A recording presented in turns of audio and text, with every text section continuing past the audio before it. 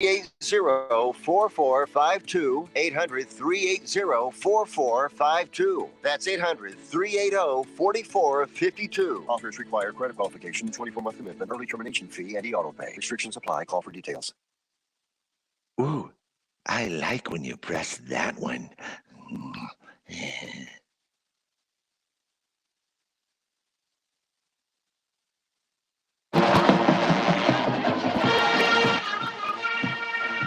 This is the Founders Federal High School Football Scoreboard on the Sports Talk Media Network. Coming up, scores and reports from across the state and analysis from David Shelton. The Scoreboard is brought to you by Founders Federal Credit Union. Relax, you're with Founders. Now your host for the High School Scoreboard, Phil Kornblut. And good evening, everybody. Welcome into the High School Football Scoreboard for the third week. Can you believe it? It's the third week of high school football in South Carolina, though it's week 2, week 0, week 1, week 2. This gives us 3 weeks. We're almost a month into games in high school football in South Carolina. Told you, every year it flies by when we get started in mid-August. So we've got some final scores in, some really tight games. Some lopsided games, but a couple of good ones have already been reported in. And so tonight we'll be hearing from David Shelton here in just a little bit. We'll connect with David when he has finished up his duties down in the Low Country, and he'll be with us to analyze the scores tonight. And we'll be getting reports from other games across the state of South Carolina. Might even catch up with a coach or two as we go through the scores. It was a hot, steamy night, right, for high school football in South Carolina tonight. Temperatures were up. Humidity was up. Hope everybody's doing okay and stayed hydrated, drank their water and drank their Gatorade. The cramping was at a minimum, but I got to believe there was some of that going on across the state of South Carolina tonight on this warm, humid Friday night. So let's get to some of the final scores that we've got in already. Maybe one of the top matchups in the state tonight has gone final over in Camden, and it must have been one heck of a ball game. Hartsville edged out Camden 30-29. That final score. We'll get a report on that game here in a little bit. But Hartsville, the Red Foxes, hand the Bulldogs their first loss of the season. Hartsville having a great year as well, and that's a big win for Hartsville, 30-29 over Camden. Some other final scores that we have got in already from the upstate. Spartanburg, a 34-3 winner over Broome. Dixie defeats Greenwood Christian 34-6. How about this one? Hammond School out of Skeeza, but a very powerful Skeeza program, goes up to Gaffney and loses 14-7 to the Indians. Heck of a ball game, though, and only a 7-point win for Gaffney, which had 2 weeks to get ready for this game after losing their opener. So not a dominating win by any means by Gaffney. But then again, Hammond is good enough to play with practically anybody in the state, and they proved that tonight. You go up to Gaffney and you play them to one touchdown, you've done something. But they came up short, and they fall 14-7. Barnwell, we thought this might be a tight ball game talking to David Shelton on Sports Talk, but it did not turn out to be the case as Barnwell rolled it up on Bamberg-Earhart 35-7. It was Buford over Lee Central, 56-6. We told you about Hartsville knocking off Camden 30-29. Thursday night, McCormick beat Fox Creek 16-6. Also Thursday, Pillion downed Eau Claire 20-13. Back to tonight, White Knoll over Colleton County 35-14. Around the PD, it was Myrtle Beach getting its first win of the season, defeating St. James 37-21. Good bounce back win for Myrtle Beach after losing to Conway at home last Friday night. The Seahawks, and they scored some points against Conway, but Conway knocked in a late touchdown to win that game last week. The Seahawks, however, their offense clicking tonight, and they win at 37-21 over St. James. It's North Myrtle Beach over West Brunswick of North Carolina, 42-26. West Florence takes it to Socastee, 54-13, that final score. And I know all of you across the state have been waiting on this score. Unfortunately, the dream run for the Latta Vikings, the undefeated, unscored upon run by the Latta Vikings, comes to an end tonight. They fall at home in the Death Dome to McBee, of all people, the Rick Henrys, 38-26. I'll never hear the end of that one. McBee over Latta, 38-26.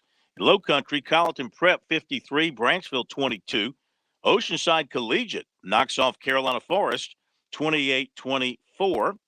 Skeeza, Lee Academy, 40, Patrick Henry, 19. Now some other scores that we've not yet plotted onto our score sheets, but we'll just pass the scores on to you because our goal here is to get you the finals as quickly as possible. J.L. Mann is off to a 3-0 start. The Patriots beat Woodruff tonight, 21-3. That's a great win for J.L. Mann, no question about it. Ridgeview knocks off Lower Richland, 46-14. Dorchester Academy, 42. Coastal Christian, 20. Andrews over Carver's Bay, 48-19. And it was Lexington defeating Stratford, 28-14. Lake City over King Street, 20-6. Calhoun County, 32. Battery Creek, 23. Woodmont, 35. Riverside, 28. Gilbert, big score on South Aiken, 66-21. Green C. Floyd's, 40. And Mullins, nothing. Edisto shuts out Columbia, 16-0. Spartanburg Christian, 50.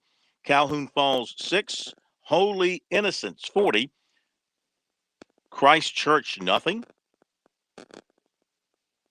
Holy Innocents, 40. Christ Church, nothing.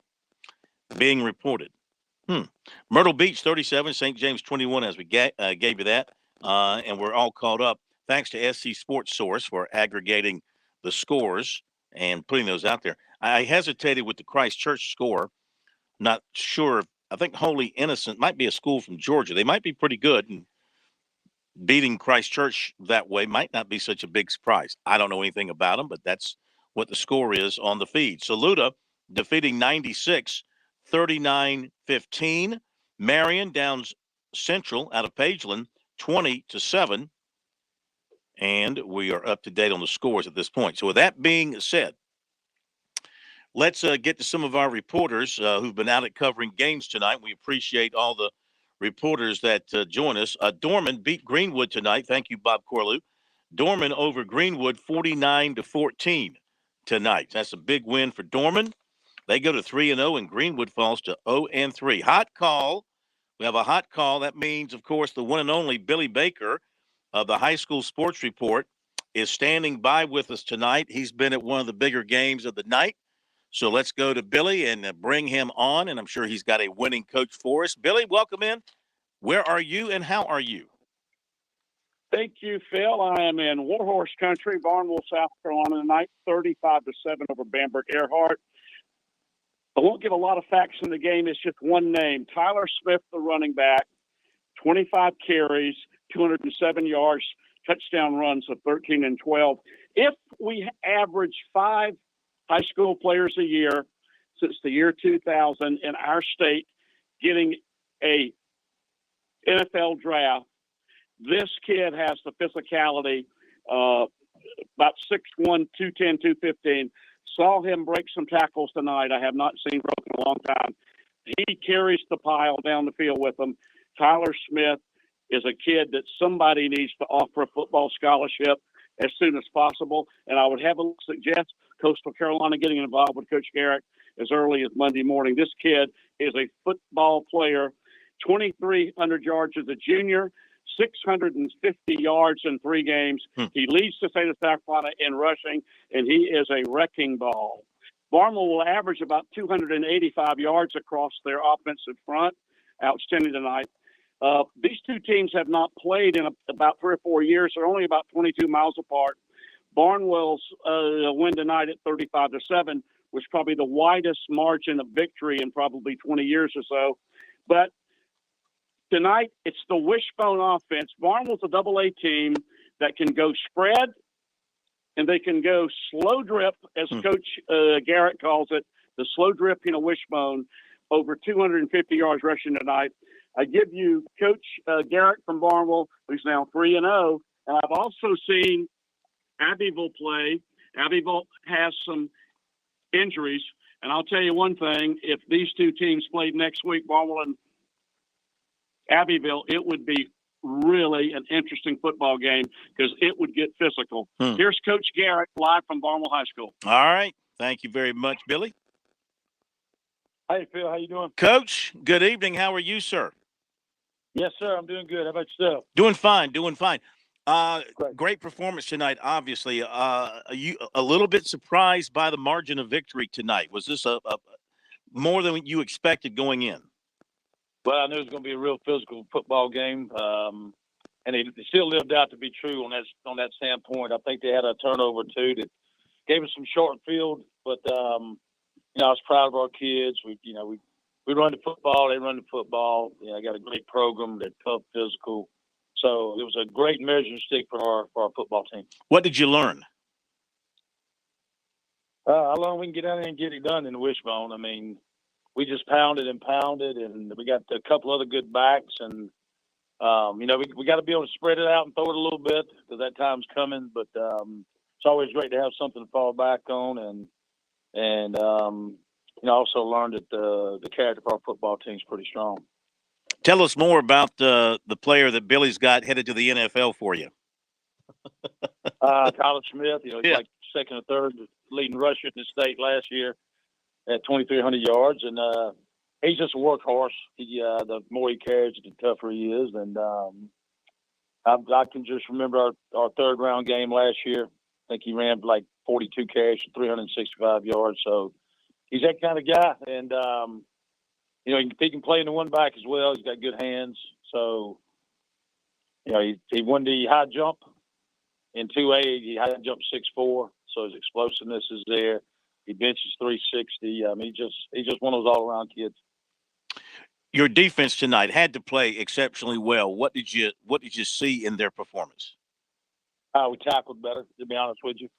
We made some better single tackles. They got two big running backs, about 215 apiece, and we had to get some hats on them. But we did a better job of not letting them break loose, not getting open. We forced them in some situations where they're third and long, and we got them to do some things they really didn't want to do as far as throwing the football, and we kept them out of the box. All right, what's next for you? We got OW next week. Orangeburg, Wilson at Orangeburg. Okay, that'll be tough. Always tough going in there. Yeah, that'll be tough.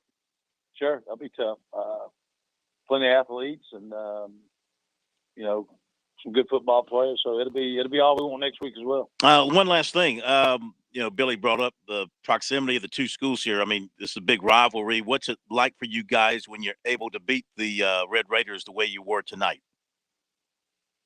It's good for kids in the community, more so than it is for me as a coach. I mean, these people mingle with each other every day, and you know how people are, and they rib on each other all year, and this is a totally different than a lot of other sports where you play twice a year. I mean, play once a year, you got to wait 365 days to try to change that if you don't win the game. So it's a rivalry game. It's fun. It's fun for both communities. We congratulate you, sir. You're closing in on 200 career wins, so keep on chopping wood, and we'll talk to you again soon. I appreciate it, Phil. Thank you, man. Thank you. And thank you, Billy Baker. Bye-bye. Thank you. Hot call from Billy Baker, of course, and we appreciate that very much. So we're off and running here on the high school football scoreboard, brought to you by Founders Federal Credit Union. We'll get more reports in and update more scores for you in just a moment as we continue across the state on the Sports Talk Media Network.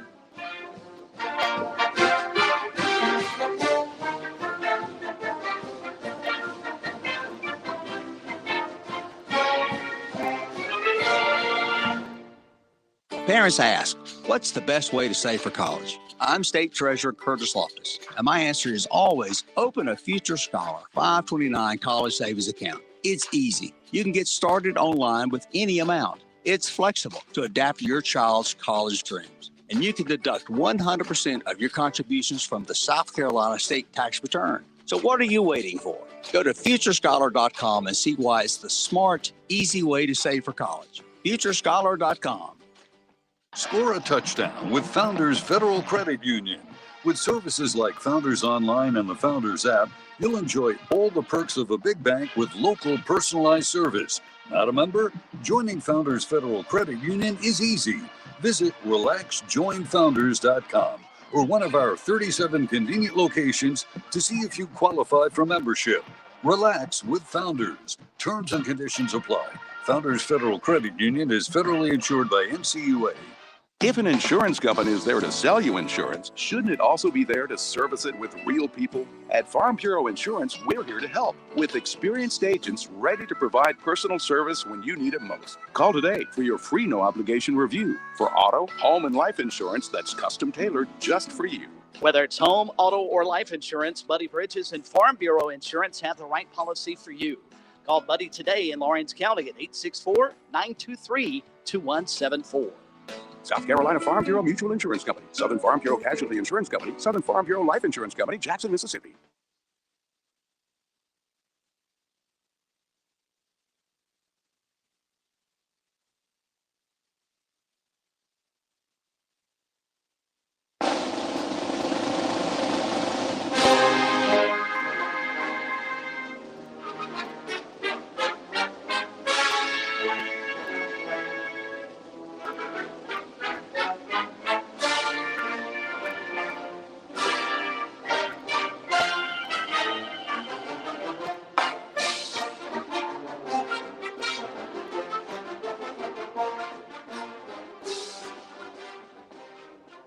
All right, back we are here on the high school football scoreboard on the Sports Talk Media Network on this Friday night. Appreciate you being with us wherever you happen to be dialed in across the state of South Carolina.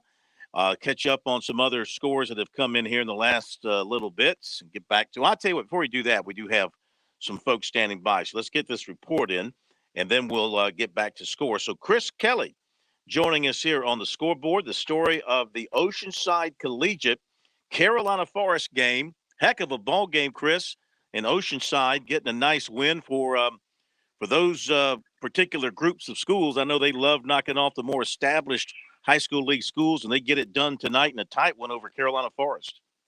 No doubt about it. Two quality coaches, Chad Wilkes for Oceanside and Mark Morris for Carolina Forest. Carolina Forest took the lead on their opening possession, 75 yards. Scott Saylor throwing a 21-yard touchdown pass. The two-point the point after failed. 8:32 in the first quarter, 6-0 in favor of Carolina Forest on that 75-yard drive. But Oceanside comes right back. 7 plays, they go 80 yards. Vaughn Blue, who is an outstanding running back, he's getting some looks from Wofford, Citadel, and a few other folks. He had a 9-yard touchdown run. The point after good, 7:45 in the first quarter. And Oceanside would actually get out to a 21-6 lead, but it was a touchdown by Carolina Forest to cut the lead to 21-13 at the half. But second half was exciting as well, as the game late was tied at 13. J.J. Chaddock would break that tie, 24-21. That was late in the football game, but you got to hand it to Oceanside. They were able to put together a 68-yard drive, and with 3:20 to go, and Vaughn Blue had a 26-yard touchdown run once they got deep inside Carolina Forest territory, and get the win, 28-24, the final score. Very good. What did you think of Monroe Freeling, the big offensive lineman, offensive tackle, defensive tackle for Oceanside Collegiate, committed to Georgia? How do you look in your eyes? Well, he's as good as advertised. I mean, that guy's got just natural ability, not counting his size. He did an outstanding job. He did get a little banged up during the game, but did return and did finish. But, yeah, Georgia's going to get a good one. There's no doubt about it. How excited are you to be calling games down in the Charleston area, down there on the Big Kahuna station? Well, we're excited about it. We're doing a game of the week. We'll be at Berkeley, West Ashley next week, but got a good crew to work with, and we've had two really good close games the last couple of weeks. It's hard to predict that, obviously, but we're excited. Well, that's fantastic. And listen, thank you so much for checking in with us. We'll look for you next week. Okay. Have a good weekend. Thank you very much, Chris Kelly. Story on Oceanside Collegiate's win. How about Marlboro County getting this in from my good friend Arch Fowler Jr., Bennettsville, South Carolina. Marlboro County wins 27-24 over Scotland County. That's a good win for Marlboro County, taking down Scotland County out of North Carolina. As we welcome in David Shelton to the high school football scoreboard show once again to add his insight on things. David Shelton, High School Sports Report, Charleston Post and Courier, also known as Bib, Best in Business. Hello, David. Hey, good evening. Good to have you. Where are you coming from? I am in traffic leaving Moncks Corner, where Somerville really looked good tonight. They dominated Berkeley 38-6. It was 31-0 at half, and quite honestly, could have been a whole lot more. I tell you, the Somerville team is my first time seeing them, and they caught my attention last week when they beat Carolina Forest really bad. And tonight, seeing them, they've got a really good football team. They're gonna win a lot of games. They got some tough games coming up, but they're gonna win a lot of games down here and be a strong playoff type team. But looked really good tonight. Marquez Spells, running back, quarterback, Campbell McCurry, defense. Really, the defense fits the shutout. Berkeley scored late against the backup, but just a really solid win for the Green Wave. Sounds like they're coming along and kind of finding themselves early here in the season.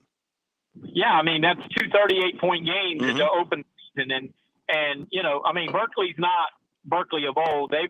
They're not really good right now, but Carolina Forest, as you just heard, almost beat Oceanside Collegiate, so they're pretty decent. But Somerville's got some weapons, man. They got a receiver, that 6'3" kid that is also a really good basketball player, Yannick Smith. And Marquez Spells has been offered by Charleston Southern. He can run and catch balls, and he returned the opening kickoff 70 yards for a touchdown, and it only took 7 seconds. That's how fast it is. 7 seconds off the clock to go 70 yards. Wow. That's motoring. So are people getting excited about this Somerville team? Yeah, I think so. I mean, I know Ian Rafferty, the head coach, was telling me after the game that this is very focused, driven, just a really good group of kids. And, winning certainly helps. If you don't win, you don't work as hard. But I think they've got some momentum. They got Wando next week, who they should beat. Then they got Sumter and Goose Creek coming up, which will be a good test for them. But I could see them being undefeated going into region play. I really could. All right, very good. Let's check on some other scores that are coming in. We just saw this one pop in, David. South Point, man, they must be really, really good. They beat Mallard Creek of North Carolina 16-13, so they've beaten Gaffney. They've beaten Rock Hill, and now they've beaten Mallard Creek of North Carolina 16-13. That's a good team at Mallard Creek usually. Yeah, and what that tells you about South Point is, they scored a lot of points against Gaffney. Tonight they didn't score a lot of points, but that defense is legit. And defense, when your offense is having a bad night, if you can play defense, you can win a lot of games. And that defense at South Point, as usual, is one of the better units in the state. All right, let's see. What else do we have? PD Academy over the Carolina Bobcats, 48-13. Keenan beat Richland Northeast, 36-22. St. John's Christian, 14. Calhoun Academy, 8. Lakeview, big winner tonight, 59-0 in their game. And let's see, I just lost their score. There it is. Over Hemingway, 59-0. Northside Christian, 41. Orangeburg Prep, 36. Philip Simmons, 45. Georgetown, 15. Louisville over Chesterfield, 35-20. Walhalla, 42. Chesney, 30. Northwestern. Got to keep an eye on these cats because they've been strong every week so far, David. 65-31 over Brooklyn Casey for Northwestern. Yeah, their offense is dynamic, to say the least. Good receivers, good running backs, good quarterback. They can put up points. How about this one? Well, we'll talk about it after the break. Burns goes to 3-0. Greenville falls to 0-3. Burns 56. Greenville 28. Lakewood 47. Dreer 23. All right, we'll hit the break here on the high school scoreboard. We will be back after this bottom of the hour break. More from David, more scores, and more reports coming up. Don't go away. There was a sudden jolt, and a submarine crashed on the seafloor. We were in total darkness. That's Dr. Dejana Figueroa, a marine biologist and STEM teacher, talking about a deep sea dive she'll never forget. It's funny, when I was a kid, I was afraid of the ocean, and there I was, 2 miles below the surface. But as a scientist, you prepare for that. Using our training and a little creativity, we fixed the sub and finished our experiments. The dive was just too important. Every dive gives us glimpses at things few people ever get to see. Glowing creatures, fiery undersea volcanoes. When we got back to the surface, I kissed the ground and called my mom, of course. But you know what? I wouldn't trade that dive for anything. Dr. Figueroa uses her passion for STEM to discover new things and make the world a better place. She can STEM, so can you. Check out She Can STEM for more stories and inspiration. A message from the Ad Council. With SRN News, I'm Greg Clugston in Washington. A fast-moving fire in Northern California has injured several people, and a fire official says multiple homes have now been destroyed. Thousands of residents have been forced to leave immediately, and that's jamming roadways at the start of a sweltering Labor Day weekend in the state. The Biden administration has announced a more than $1 billion arms sale to Taiwan as U.S.-China tensions escalate over the status of the island. The State Department says the equipment is necessary for Taiwan to maintain a sufficient self-defense capability. NASA's most powerful rocket ever remains on its pad at Kennedy Space Center, and they will try again tomorrow afternoon for a moon rocket launch. Wall Street closed lower for a third straight week. The NASDAQ was down 154, the Dow off by more than 300. This is SRN News. I've been talking about the people at Stone Interiors from the very beginning. They did the incredible granite counters, the beautiful granite tabletop in my home. Our kitchen is our focal point of our house. The countertops are just gorgeous. When I talk about a local company with tremendous ethics, great workmanship, someone who sees a project through from start to finish, I'm describing Stone Interiors. So have you thought about some granite or marble countertops? What about a backsplash in your kitchen? You want to retile that bathroom? Did you know you can actually go online to stoneinteriors.com, go through their visualizer software, and design your whole kitchen, your whole bathroom project? It is so cool. If that's not for you and you want to visit the showroom, they'd love to have you come out and visit at Stone Interiors, or they can even come to you when it's convenient. For more than 20 years, Stone Interiors has done this thing the right way. Call them 461-8950 to make an appointment, or visit them at stoneinteriors.com. That's 461-8950 or stoneinteriors.com. Have you fallen behind on your taxes and might be facing IRS penalties? Have wage garnishments, levies, or liens? Have unfiled tax returns? You want someone local and qualified. Don't fall for those national spots. Meet with me, Teresa, at Capital City Professional Services, and let me help you through your tax maze. I can help with all your tax resolution issues. There are options to get you back on track. Call Capital City Professional Services, 400-8683. That's 400-8683. Fran Halloran here. Now listen closely to what I'm about to say. I'm a business owner, and many of you listening right now, you're business owners as well. The first rule in owning a business is this: don't waste money. I see business owners waste their marketing dollars all the time. Not me. I figured out a long time ago, 8 years ago to be exact, that spending my marketing dollars at the point was not only intentional, but extremely profitable as well. If you're a small business owner, you owe it to yourself to sit down with Kevin Cohen and ask him to create a custom marketing plan for your business. He's looking for folks just like you who believe in local, to partner with him in 2022 and beyond. Trust me when I tell you, partnering with The Point works. You will see results and your marketing budget will no longer be wasted. Give Kev a call at 803-563-8558 and tell him The Money Coach sent you. There's hundreds of fun and simple things you and your family can do to live a healthier lifestyle. Here's 20 of them. Walk to work, walk the dog, have the dog walk you, take a hike, take a bike, skate, dance, hop, jump, do the Humpty Hump, skip seconds, skip dessert, skip to my lube, don't skip breakfast, drink H2O, lower your sodium, raise the roof, shake your booty, stock up on vegetables, and don't forget to eat them. Search We Can online to find more ways you and your family can get healthy together. A message from the Ad Council, HHS, and NIH's We Can program.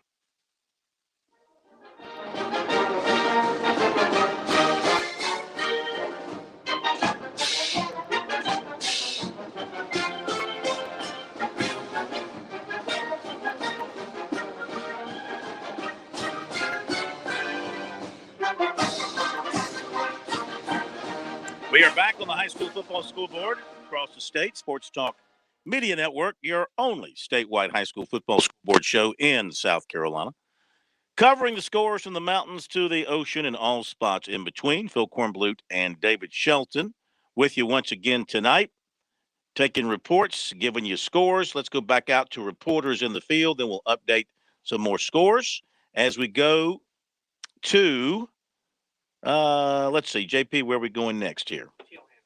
All right, we're going to go to Kevin with the story on the TL Hannah game tonight against Westside. Have not gotten the score in yet, so we're going to find out exactly what happened in this one. Good evening, sir. How are you? Hey, Phil. Hey, guys. Appreciate you having me on. I'm going to tell you, this is rare. We're only the second time in the last 3 seasons the TL Hannah Yellow Jackets have suffered a loss in the regular season. Whoa. And let me tell you, it was unexpected on our end, and I think everybody.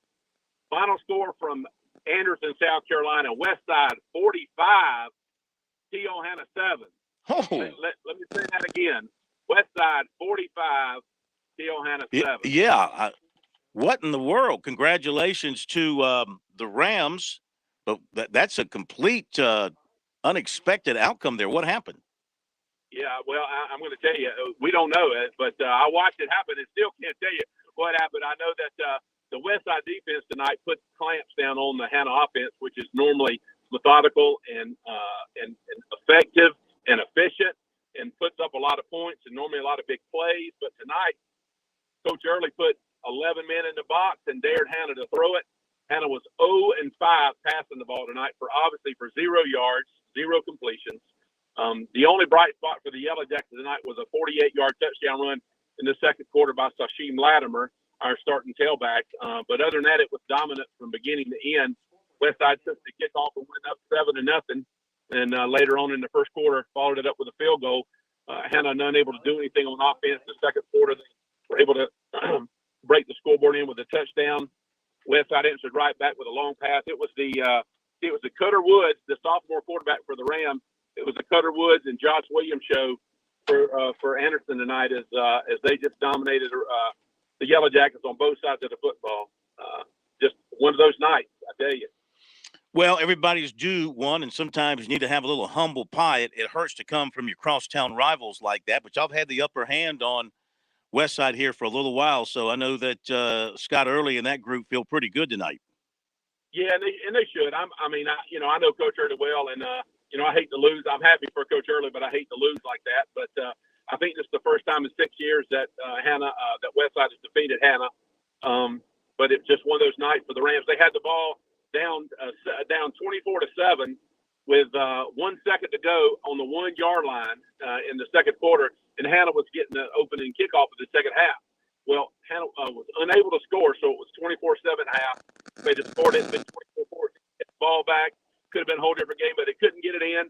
And the opening kickoff of the second half, Hannah fumbled it. Westside recovered it, and 1 play later went up 31-7. And after that, the floodgates just opened, and it was just one of those nights for the Rams and the Yellow Jackets. So, wow. They got it. No time to hang your head and pout, because that's going to next week. It doesn't get any easier as we travel up to Wren to play the Hurricanes next week and Coach Jeff Tate. So got to put this one behind us and move on. Kevin, my man, thank you so much. Appreciate you. And I know it's been tough with your Red Sox being in last place, and now you're suffering a loss to your rival. Tough, but you'll be okay. Well, listen, I'm headed down to Atlanta tomorrow to to work the media operations for the Georgia-Oregon game, and I will stick around. There's a game down there Monday night too. I'm really excited about. So hopefully I'll be a little more excited after Monday night's game than I was tonight. Well, don't let any of the air out of the footballs for the Georgia Tech side while you're down there. I appreciate that. Thank you, Phil. Kevin, thank you. Kevin Selman, voice of the T.L. Hanna Yellow Jackets. David Shelton, what was your reaction when you heard that score? I was a little stunned. You know, Hannah has kind of owned West Side for the last several years, and man, I mean, you know, anything can happen on a Friday night, but 45-7 was.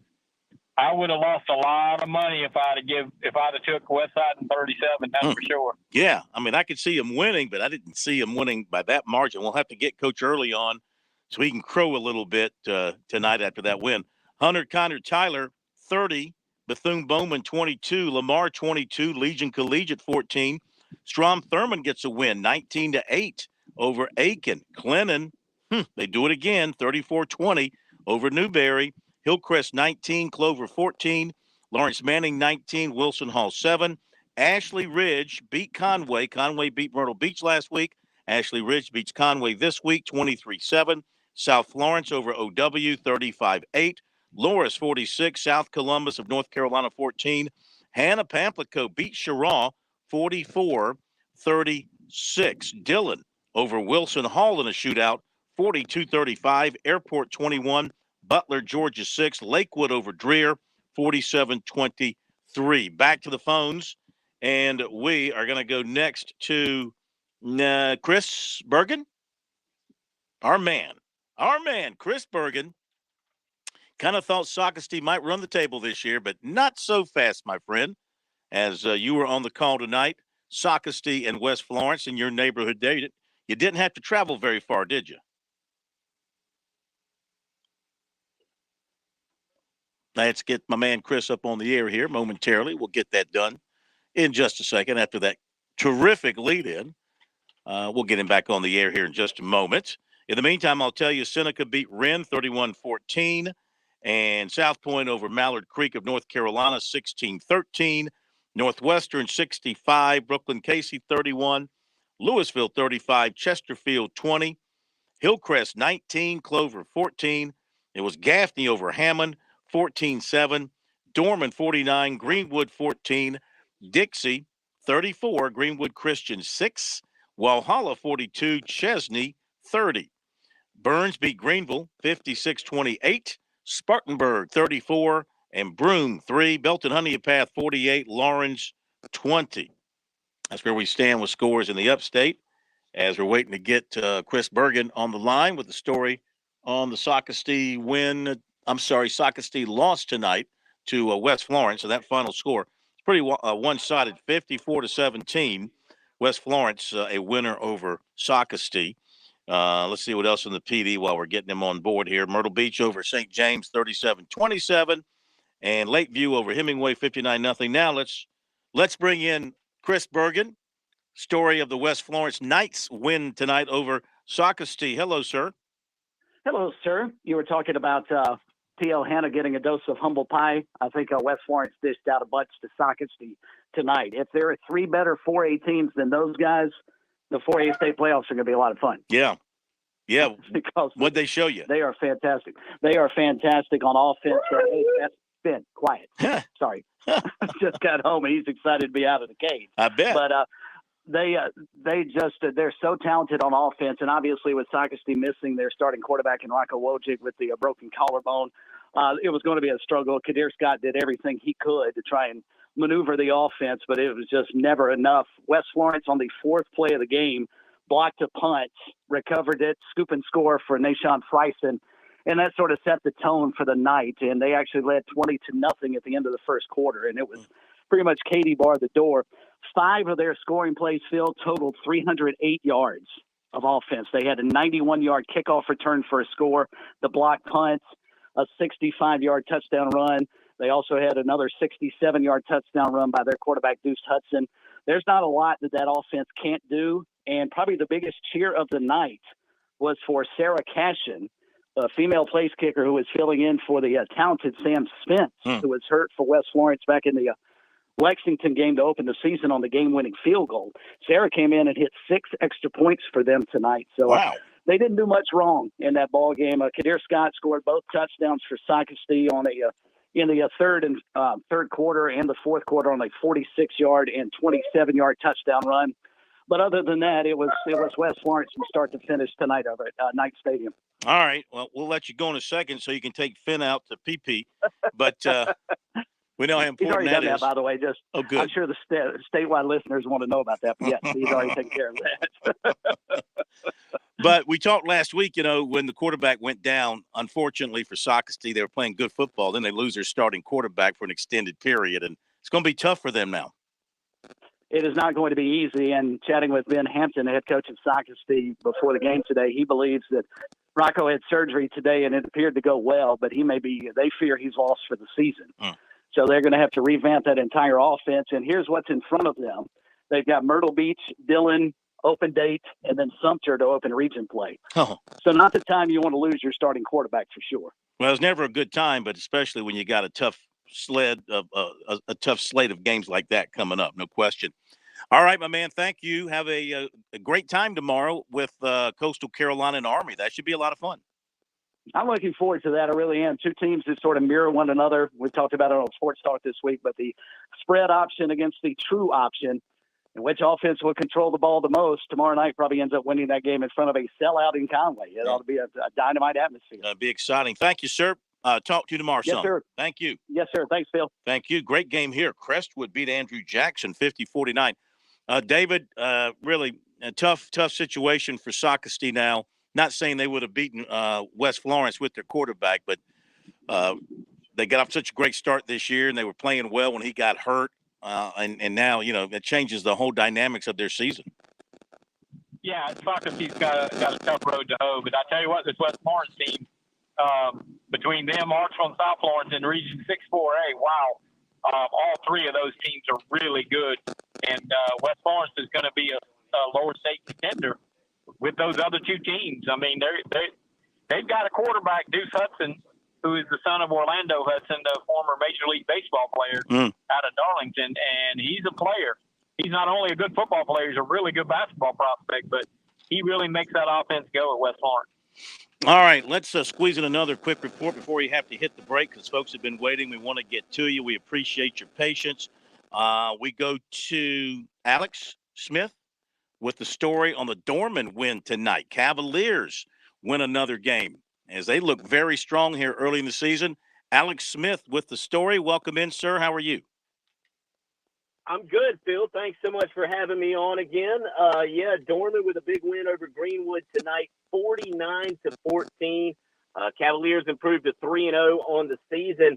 And a little bit of a surprise, I think the story tonight was the Dorman defense. They kind of got things going.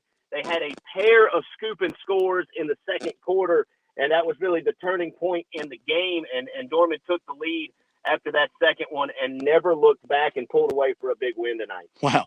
What's Dorman got going for them offensively right now? A little bit of everything.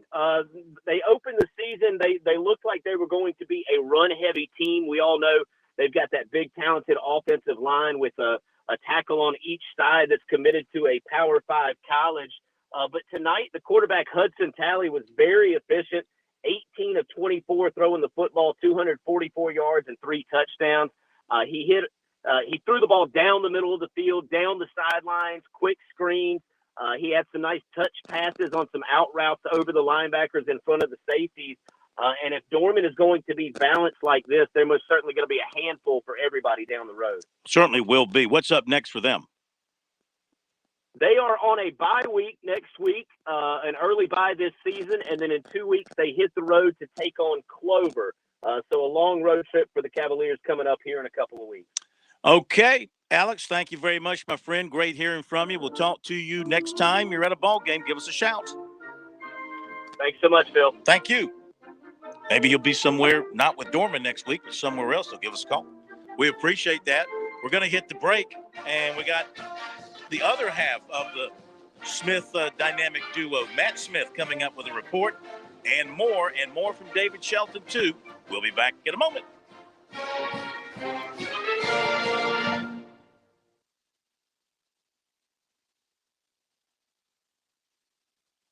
We're with Major Billy Downer of DNR Major. It's always a good time for folks to remember to get those licenses renewed. Doesn't matter what time of year, it's always a season in, whether it's fishing or hunting. Make sure you check your licenses, make sure they're up to date. If you need a hunting or fishing license, you may go to www.dnr.sc.gov to purchase your license online or to any local licensed vendor in your local area. And don't forget to join us for SC Wild from DNR with Major Billy Downer on Sports Talk on the Sports Talk Media Network. Show your team pride wherever you go with Founders Federal Credit Union's collegiate debit cards. Get your University of South Carolina and Clemson University debit cards at any Founders office or by calling 1-800-845-1614. Plus, our debit cards are digital wallet ready, so you can pay however you please. Not a member? Visit relaxjoinfounders.com or one of our 37 convenient locations to see if you qualify for membership. Terms and conditions apply. Founders Federal Credit Union is federally insured by NCUA. In Columbia, South Carolina, game days are our specialty. Whether you're watching the game from inside the stadium or from the big screen at your favorite local spot, the energy remains the same. Craft the perfect fall Saturday in a city where there is plenty of action on and off the field. From tubing and kayaking to Soda City to rooftop restaurants and plenty barbecue. We're ready when you are. Plan your weekend at experiencecolumbiasc.com.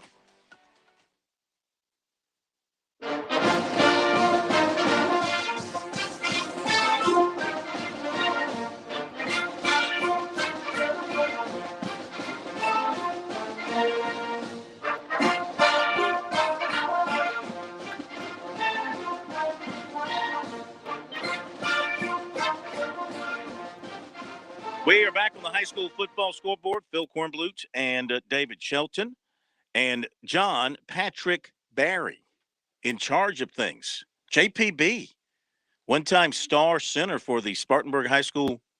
Am I overstating? One-time center for the Spartanburg High. You played center at that, so you must have lost some weight. Oh, yeah. He's lost some weight. Okay, yeah. But still, I mean, you're pretty good-sized young man. JP sitting in for Pat. Pat is, shall we say, cycling off the scoreboard show. Cycling off. JP is cycling on. We're happy to have him. And David Shelton, of course, is with us. As we, real quick, David, before we get back to the next report, I wanted to ask you about Dorman Greenwood, two teams moving opposite directions right now. Can Greenwood turn this thing around? Oh, absolutely. They played a very tough schedule. I thought they had a puncher's chance tonight, but Dorman. I tell you, the first game when they wore out Greenville, they did it on the running game. Tonight, Hudson Talley goes off and throws 3 touchdown passes, but Dorman's going to be hard to beat if their defense scores 2 touchdowns every game. I can tell you that. All right, a couple of other finals. Calhoun County beat Battery Creek 32-23. Woodmont 35, Riverside 28. Gilbert 66, South Aiken 21, Green Sea Floyd's 40, Mullins nothing, and let's see what else we've got here that might be relatively new real quick as we update. Lucy Beckham 34, Bishop England 7, Cross 14, Timberland 6, and River Bluff 49, Irmo 6, Abbeville over Southside Christian 28-14, Travelers Rest beat Palmetto 31-20. Ooh, York. What a ball game, though. York 70, Union County 49, David. 8-man. That's not 8-man football. Sounds like 8-man, but it's not. Lord have mercy. Where has the defense gone? Denmark Oler 47, St. John 7, James Island 53, First Baptist 6, Lugoff Elgin 32, Darlington 14, Crestwood 50, Andrew Jackson 49 in overtime. Sumter 31, Goose Creek 14. Even though they lost Montague Rains to Manning, I mean, Sumter still can play some really good defense, David. Oh, yeah. It's a system over there, buddy. They plug and play. And, 31 points for that offense is a really good showing. I really thought Goose Creek had a shot to go in there and pull this upset because they're a little better offensively. But I guess I underestimated that Sumter defense. Yeah. St. Joseph's 54, Landrum 13, Hunter, Kiner, Tyler 30, Bethune-Bowman 22, Lamar over Legion Collegiate 22-14. I think we've caught up. So let's go back to the folks out in the fields tonight. Really appreciate the calls. We're going to go next to, is it Matt? Is it Matt's time? Matt Smith with us, Smitty, as we like to call him. And he was doing a TV game tonight, I think, somewhere. Smitty, you're following your more well-established, well-known brother tonight here on the high school scoreboard. Never heard of him. I heard that hack before me. Never heard him call a game or do anything of substance. Yeah. But I'll tell you what. So I've got some bad news, actually. I've got good news, bad news. And David Shelton will be able to shed more light on this as time goes on. But a big win, obviously, for James Island, 53-6. I was on the TV call, and I got to speak to Jamar McCoy after the ball game, the head coach for James Island. Big win, 53-6. We'll get back to that. But I don't want to bury the lead. Braxton Scott, the third-year starter for James Island, left the game in the first quarter and left the stadium with an injury. And it could be shoulder, could be collarbone. We don't know everything. Coach McCoy said he was going to find out right away. But at that time, we just know that he was taken out of the stadium. So a devastating injury at quarterback. That seems to be going around. And, of course, David can speak to, what that means, a player of his caliber to be lost for the Trojans. David, thoughts on that? Their guy, and he's a lot of their offense. He's very important to what they do. Say that one more time, David. We caught you in mid-sentence. No, I was saying that's a huge loss if he's out. Yeah. Because he is a third-year guy, and he is also a major part of that offense. I mean, he really makes everything go for them. I think the backup's okay. But when you lose a three-year starter that makes plays like he makes, that's going to be hard to replace. All right. Smitty, what else you got on your game? It was obviously a one-sided affair.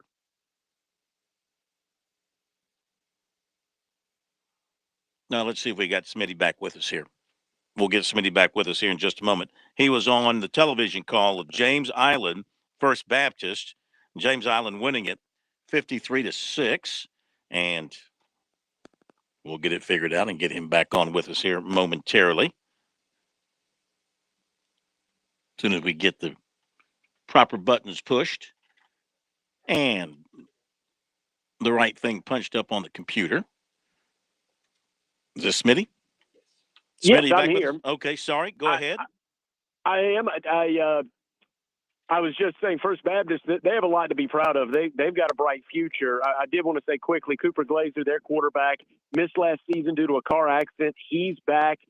He's got a big, strong arm, 68-yard completion in this one. And Autry Denson's son, Elijah Denson, is the starting running back for First Baptist. He is the only player to score thus far against James Island in 3 games. But just like David said, Braxton Scott, he's dynamic. He is a major part of that James Island offense, but they do have other pieces. Liam Nixon came in, backup quarterback, threw 4 touchdown passes, and they leaned on the running game. Remember this name, James Maxwell, 6 feet, 230 pounds, about 4/5 of it is thigh. He is enormous, difficult to tackle, and he's a physical runner, and they'll lean on him in Braxton Scott's absence. But that's a story to follow. But the good news for James Island is they've got playmakers all over the field, including at receiver Wushi, Ravenel, a couple of touchdown catches tonight. So they've got players, but I think they're going to be a different offense moving forward without Braxton Scott. I hope he returns quickly.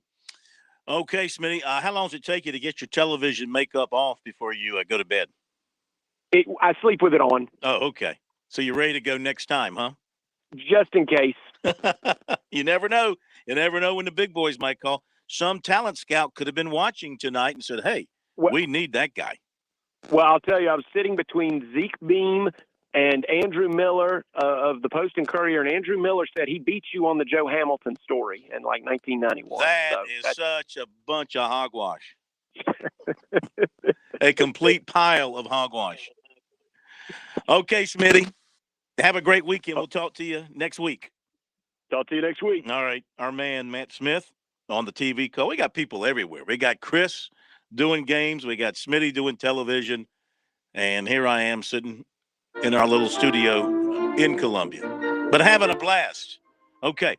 So break is coming up, top of the hour, and we'll be back to bring you more scores, more reports. Those of you on the line, just hang on. We're going to get to you, including a report on that Camden-Hartsville game. Midland Valley beat Silver Bluff 27-20, Eastside 38, Liberty 13, and Emerald 49, Ware Shoal 6.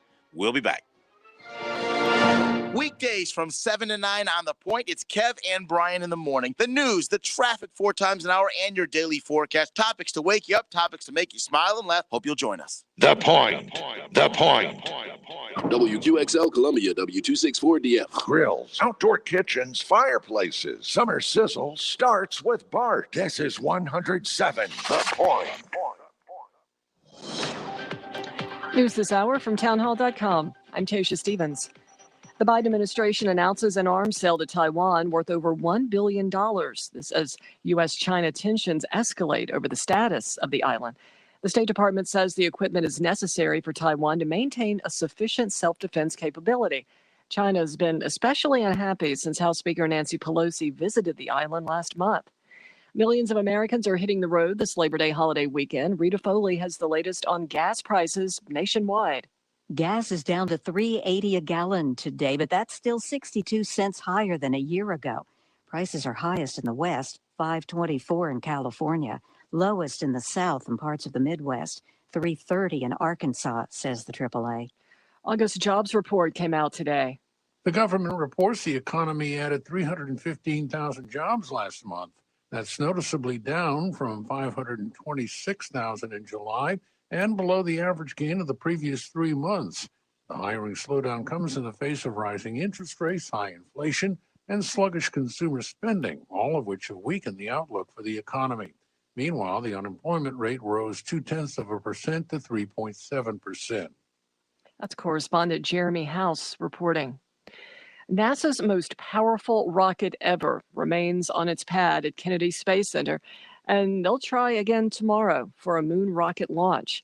Now, even though Monday's original launch was delayed, Jeremy Parsons at NASA says that they have a great team working on this launch. Our team is ready. They are getting better with every attempt and actually performed superbly during launch countdown number 1. Tomorrow's 2-hour launch window for Artemis 1 opens at 2:17 p.m. Eastern Time. More on these stories at townhall.com. Millions of Americans are waking up to a country they don't recognize. And while they struggle to raise their families and pay the bills, the media and corporations are telling them they're what's wrong with the country. Thankfully, there are some companies that still believe in America and our Constitution. Patriot Mobile, America's only Christian conservative cell phone company, is on the front lines fighting for the sanctity of life, religious freedom, and the Second Amendment. This is why Patriot Mobile is different from every other provider out there.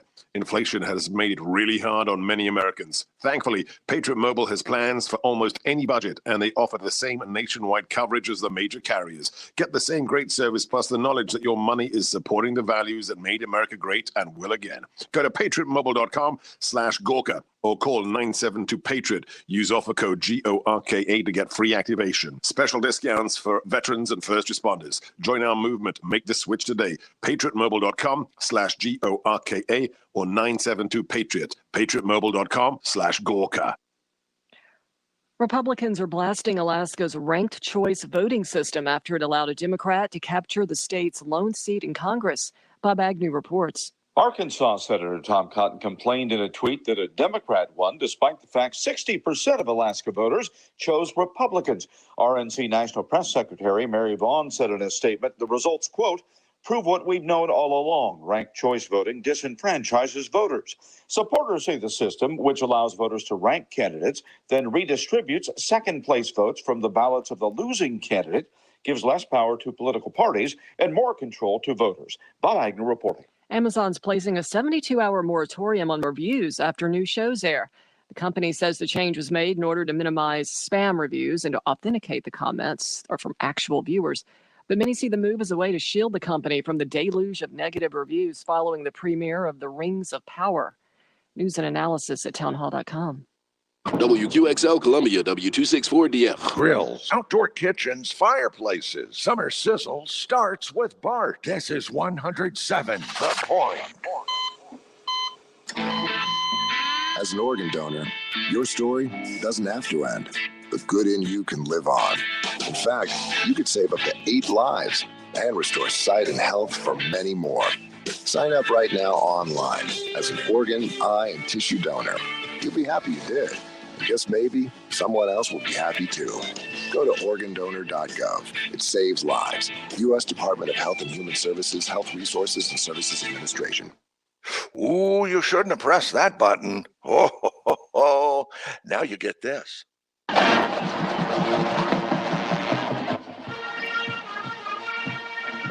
This is the Founders Federal High School Football Scoreboard on the Sports Talk Media Network. Coming up, scores and reports from across the state and analysis from David Shelton. The Scoreboard is brought to you by Founders Federal Credit Union. Relax, you're with Founders. Now your host for the High School Scoreboard, Phil Kornblut. All right, welcome back, everybody. High School Football Scoreboard, Founders Federal Credit Union, hour number 2 across the state of South Carolina. Phil Kornblut, David Shelton, taking your phone calls, analyzing these scores tonight, and getting reports to you as quickly as we can. In fact, we've had a couple of folks waiting, so let's go ahead and get to them, and then we'll get back to more of the updated scores. So we just heard from Alex Smith and from Matt Smith.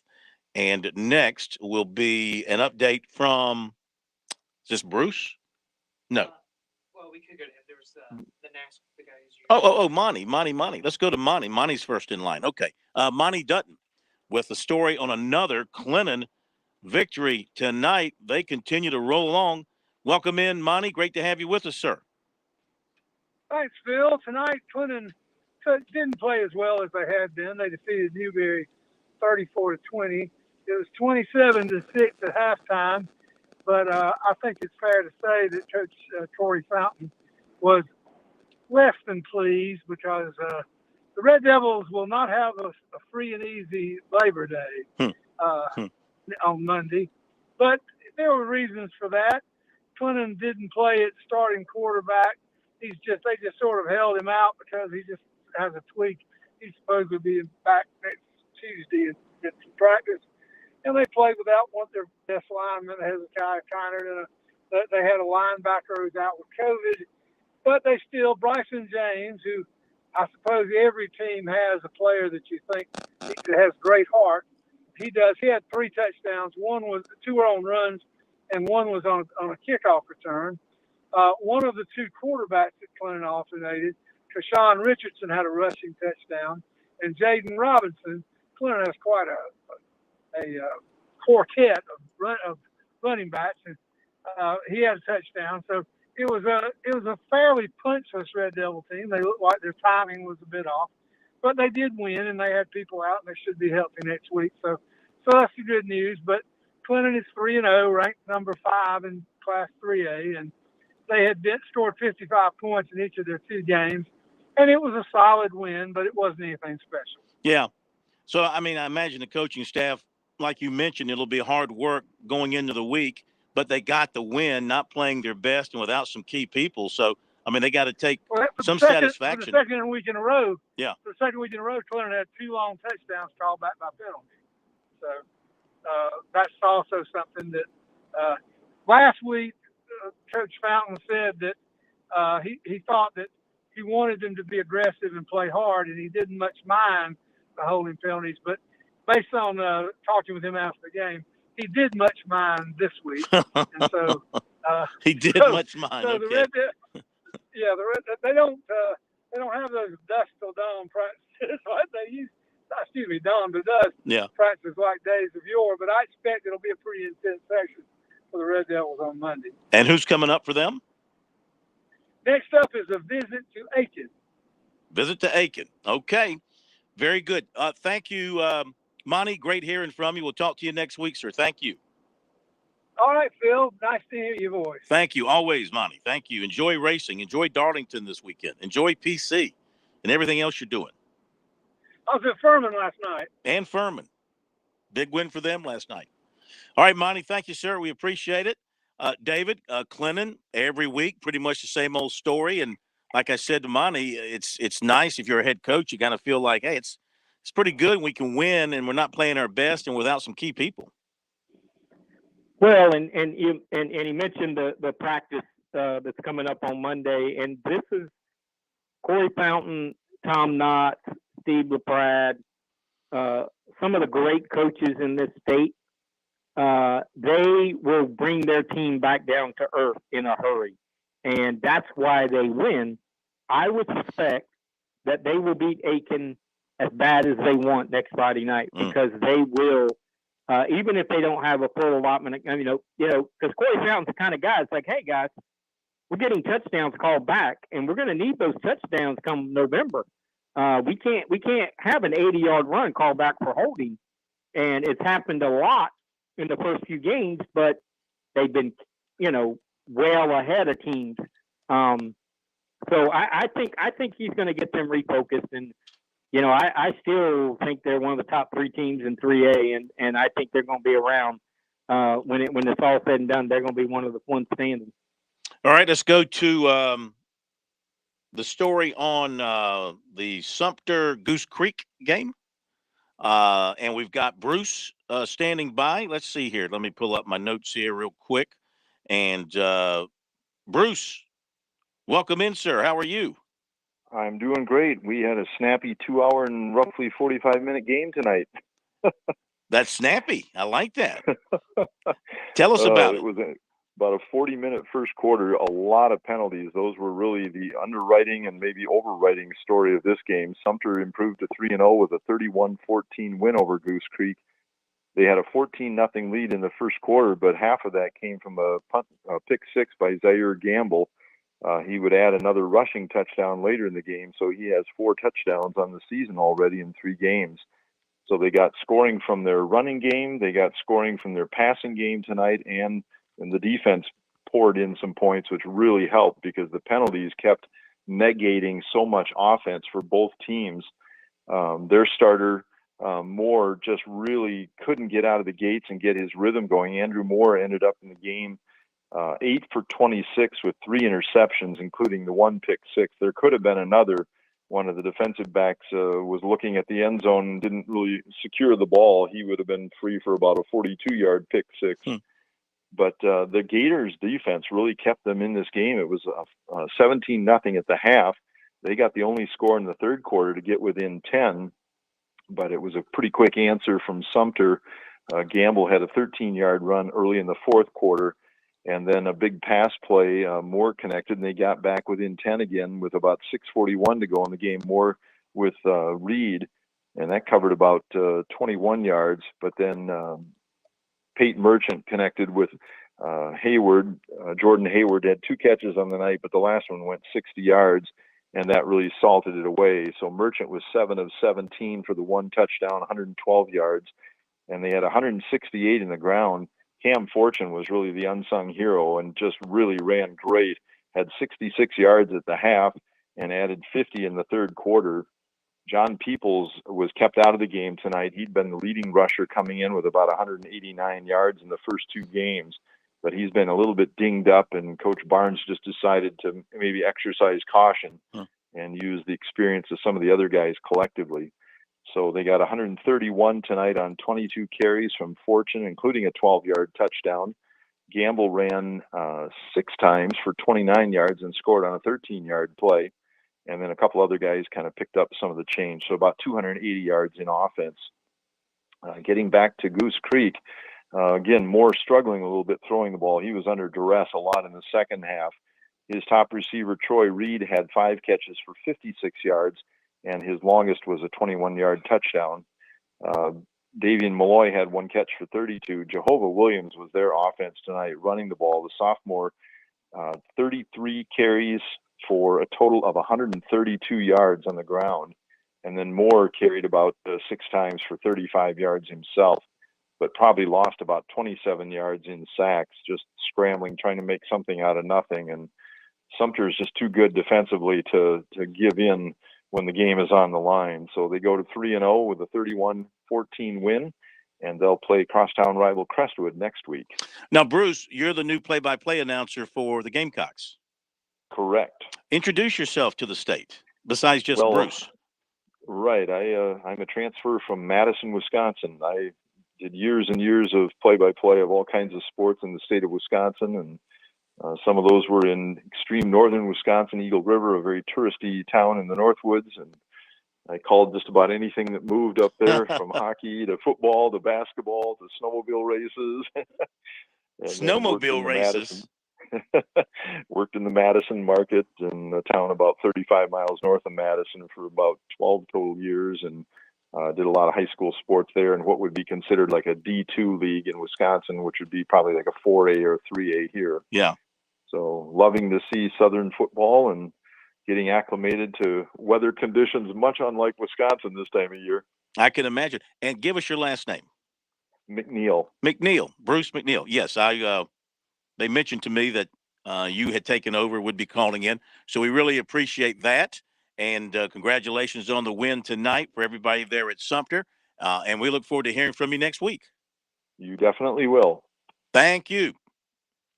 I like this guy already because I know he's a Packer fan, being from Wisconsin. David, he's got to be a Packer fan. He's got to be eating up with the Packers. Well, if that's the case, he needs to not call the show anymore. No, Bruce, you call every time. You call every time. Next week, we're going to talk about Aaron Rodgers. I didn't want to bring it up on his first call. I didn't want him to know my man crush on Aaron Rodgers, but we'll bring that up. Yes, Lord. We'll bring that up next time. All right. JP, we got anybody else holding that we want to go to? We do? We don't. We do? We don't. Okay. All right. I'll tell you what. Let me update a few scores here that we haven't mentioned and see what we've got. Bethlehem Christian out of Georgia beat Heathwood Hall 16-12. Blythewood over Westwood 53-8. C.A. Johnson 40. North Central 14.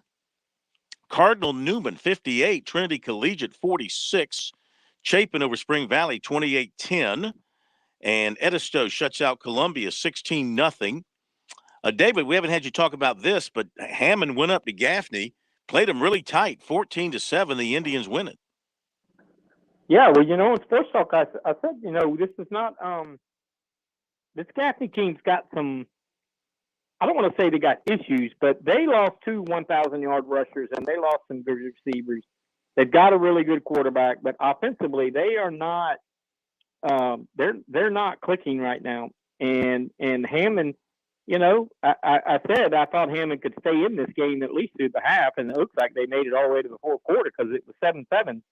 But a good win for Gaffney. A lot of people are going to look at that and go, "Wow, they barely beat a Skeeza team." Well, Hammond is, if Hammond played in the public school league in 1A or 2A, they'd have a couple of state championships. So not totally a slouch team. No question. Saluda beat 96, 39-15. White Knoll over Carleton County, 35-14. Richard Wynn, 40. Wardlaw, 20. And Porter Goud over Camden Military, 41-6. Northside Christian, 41. Orangeburg Prep, 36. Mid Carolina, 42. Whitmire, 19. Lugoff Elgin, 32. Darlington, 14. Lexington, 28. Stratford, 14. And Lakewood, 47. Dreer, 23. Reminder, Gray Collegiate plays South Atlanta tomorrow in Georgia in the Cam Newton Classic, and Dutch Fork will also be in that classic to play Creekside of Georgia. Those games tomorrow. Back in a moment.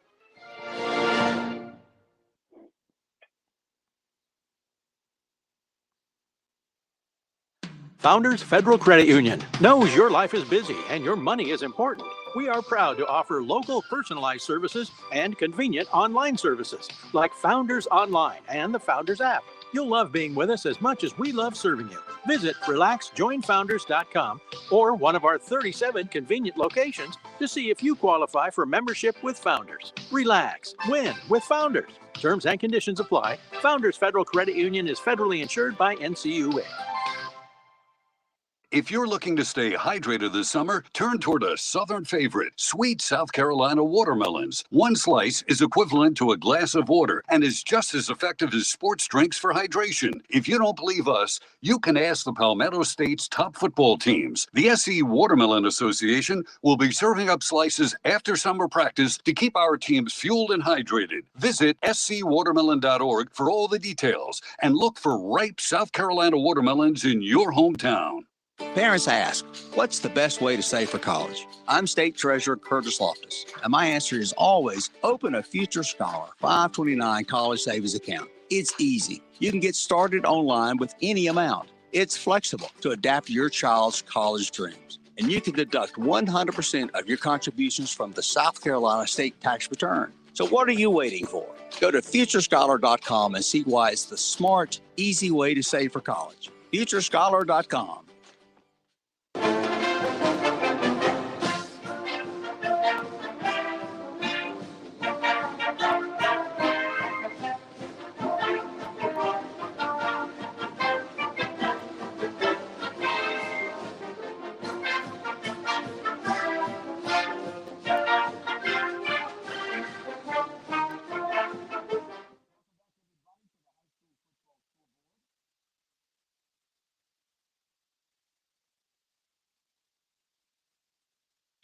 Welcome back, everybody, to the high school football scoreboard across the states here on the Sports Talk Media Network, brought to you by Founders Federal Credit Union. Let's go over the scores that we have in, and we'll get more reports on here shortly.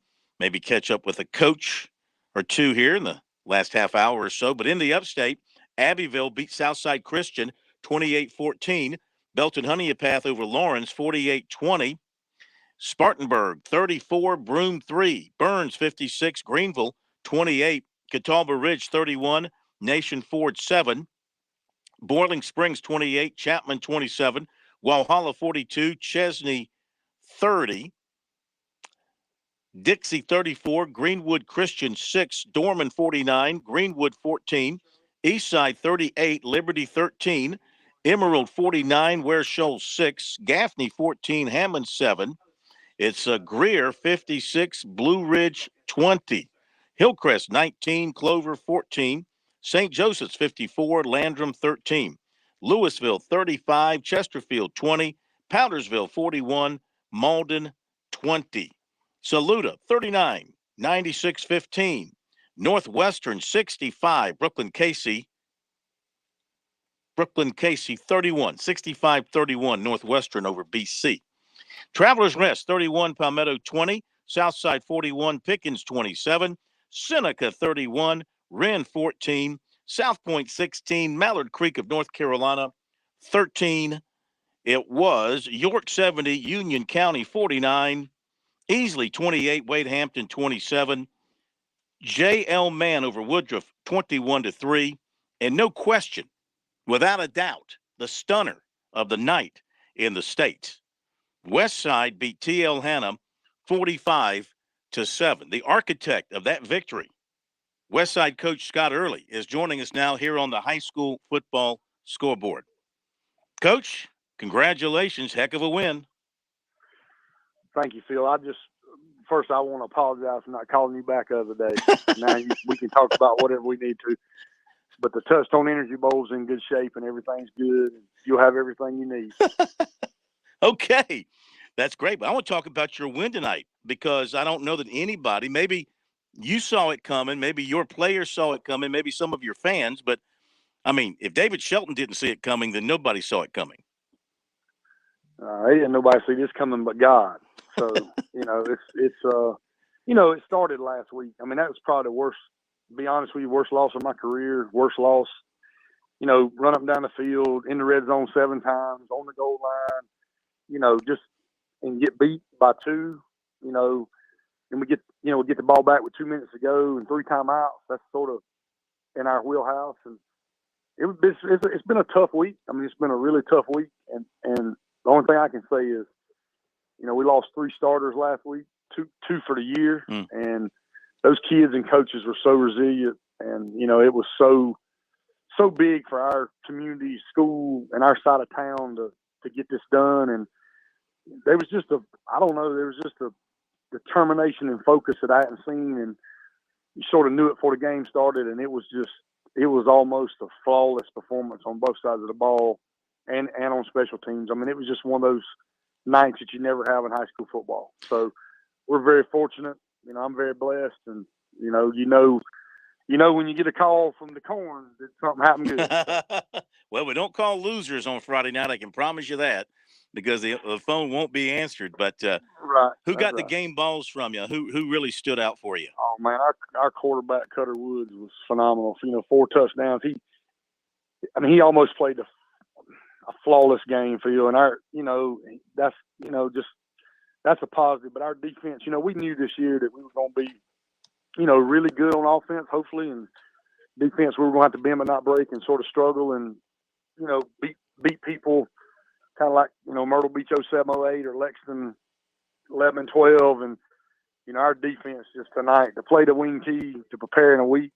I mean, those coaches and kids, I mean, it was incredible. I mean, we had a goal line stand at halftime that would have made it a game where, you know, they just run out of time with 2 seconds and stop them on 4th down. And our kids played with just so much heart and determination tonight. It was just fun to watch, especially when you've been doing this as long as I have. It was just so rewarding to just watch faith work out. Yeah. David Shelton, you have a question or two for the coach? Well, yeah, Coach, and congratulations. You know, you've been in this business a long time, and you've been through the ups and downs and the ebbs and flows. And you were mentioning, you alluded to last week. How does, you know, I guess it's resiliency of young kids to lose that game last week and then to bounce back in 7 days and beat your rival, not just beat them, but manhandle them. I mean, how do you explain stuff that happens like that? David, I'll be honest with you, in today's world, I don't know that you do. I mean, with all this going on, I mean, I'm not just talking about sports, but everything in general. I think you just have to stay positive and keep the faith and just understand there's a reason for everything. Like last week was a absolute debacle, and you know that game could have. I mean, you know, two minutes into it, we should have been up 14-0. And you know, the band's playing, momentum's there, and it was just.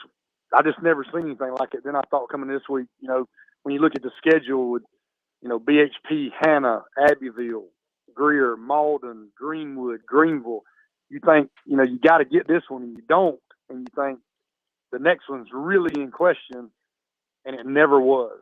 And it was, I mean, it you know, I'm in year 29. It literally surprised and shocked me. I'll be honest with you. Follow up, David? Okay. I think he's good. Or either he fell off the phone there. No, I'm here. Okay. I didn't know if you had a follow up or not. I'll go to Coach. No, I said we're good. Oh, okay. I'm sorry. Did y'all tear down the goalposts or anything like that? No. We act like we've been there before. No, we don't ever do that. We just, I mean, we celebrated in the locker room and we had a good time. And, you know, we're going, you know, the Memorial Day holiday, we're going to get in there Monday morning, and coaches will be in there on Sunday. We'll be in there with the kids on Monday, and we'll get ready for Abbeville. You know, it's but at least now, you know, you got some. You know, I hope they understand what faith and hope and momentum and adrenaline and emotion at this level of football means, because that was what it was tonight. Yeah, but I mean, you can't enjoy this really hardly at all. You got to get ready for Abbeville. I mean, they can knock you off if you obviously they can beat you if you play well. They can beat you. Nothing to gain, everything to lose. So that's why I scheduled it. I like living on the dark side and dangerous sometimes, I guess. All right. Well, congratulations. That's we were stunned by the score. Not that we didn't think you had it in you, but just didn't see it coming. So good luck next week, and we'll talk to you again soon. So are you saying you were doubting the best sideline reporter in media history? Well, no, your sideline reporting is outstanding. I never doubt that. Okay. All right. You bailed your way out of that one good. There you go. I just appreciate you calling us and supporting us and all you do for high school football and Touchstone Energy Bowl. And, I mean, Corn's a great dude, man. So, well, listen, spread the word up there in Anderson that you hear us on 104.9 up there in Anderson, Clemson, Greenville. Yes, sir. Spread the word. Sir. Thank you, sir. Yes, sir. Thank you. Thank you. Thank you very much. Okay. Scott Early. He's trying to be Hey, humble. Phil. Trying to be humble, David. Hey, Phil. Uh-huh. Abbeville, Jamie Nichols got 199 tonight, so next week he'll be going for 200. You think we'll get a hot call from that game, maybe? Yeah, I don't know, but I mean, Billy jinxed him 2 weeks ago when he said, he's like, well, they got Powdersville next week, and then in 2 weeks they'll play Southside Christian for 200, and then they went and lose to Powdersville. Yep. So they're at 199 for Jamie Nichols, and that ought to be enough motivation for Westside to not let him get that milestone. But it is really a good win, because if Westside loses this game, like Scott was saying, you look at the schedule behind this game, starting with Abbeville, and there ain't a whole lot of automatic W's on this slate of games coming up. So they really needed to get a win, and they got it against their rival, which makes it, even more sweeter. And Hannah has been so good. We really haven't praised them enough. I mean, a tough loss for them tonight, but they have been so good. They were probably due for a game like this. No coach, not to take anything away from Westside, no coach will admit it, but they've been so good and dominant in the last couple of regular seasons. Wake up and text. Text and eat. We will hit a break and be back in a moment. Catch the bus. Text and miss your stop. Wait. Text and be late to work. Sorry, I'm late. Text and work. Text and pretend to work. Text and act surprised when someone calls you out for not working. Who, me? Text and meet up with a friend you haven't seen in forever. Hi. Oh, hey. Text and complain that they're on their phone the whole time. Text and listen to them complain that you're on your phone the whole time. Text and whatever. But when you get behind the wheel, give your phone to a passenger. Put it in the glove box. Just don't text and drive. Visit StopTextsStopWrecks.org. A public service announcement brought to you by the National Highway Traffic Safety Administration and the Ad Council.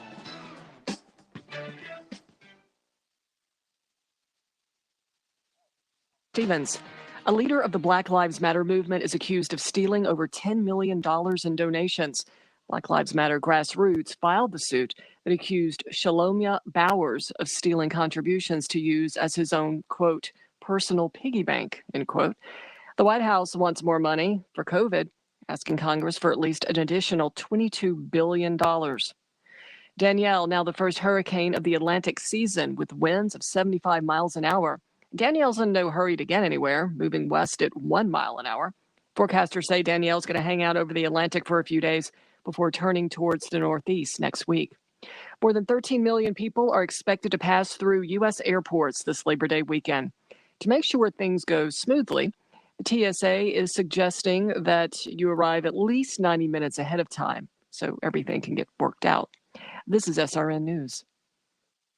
Does your kitchen look like a scene out of a 1970s TV show? Is it time to modernize things with a fresh look? Let me strongly suggest you consider my friends over at Stone Interiors. And yes, these are folks I've known a long time, first as their customer and for many years as a partner right here at The Point. They turned our countertops into the centerpiece of our entire kitchen. Stone Interiors checks all the boxes. They're locally owned and operated, so they're here for 20 years and they stand by their work. They have the widest selection of granite, marble, and quartz to go with their incredible workmanship on counters, outdoor kitchens, tile flooring, backsplashes, and a whole lot more.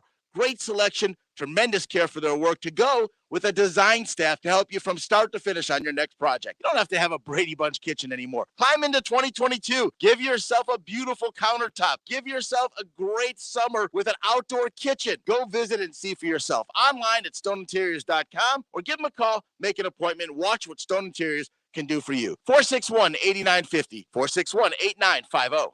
Have you fallen behind on your taxes and might be facing IRS penalties? Have wage garnishments, levies, or liens? Have unfiled tax returns? You want someone local and qualified. Don't fall for those national spots. Meet with me, Teresa, at Capital City Professional Services, and let me help you through your tax maze. I can help with all your tax resolution issues. There are options to get you back on track. Call Capital City Professional Services, 400-8683. That's 400-8683. Fran Halloran here. Now listen closely to what I'm about to say. I'm a business owner, and many of you listening right now, you're business owners as well. The first rule in owning a business is this: don't waste money. I see business owners waste their marketing dollars all the time. Not me. I figured out a long time ago, 8 years ago to be exact, that spending my marketing dollars at the point was not only intentional, but extremely profitable as well. If you're a small business owner, you owe it to yourself to sit down with Kevin Cohen and ask him to create a custom marketing plan for your business. He's looking for folks just like you who believe in local to partner with him in 2022 and beyond. Trust me when I tell you, partnering with The Point works. You will see results and your marketing budget will no longer be wasted. Give Kev a call at 803-563-8558 and tell him the Money Coach sent you. Look out, world, we're getting strong. The future's here and we belong. Like build a rocket and watch it soar. Clean the oceans and make the world a better place. Oh, find a cure, invent something new. There's no challenge in the world that she can't face. She can STEM. Learn more at She Can STEM. A message brought to you by the Ad Council.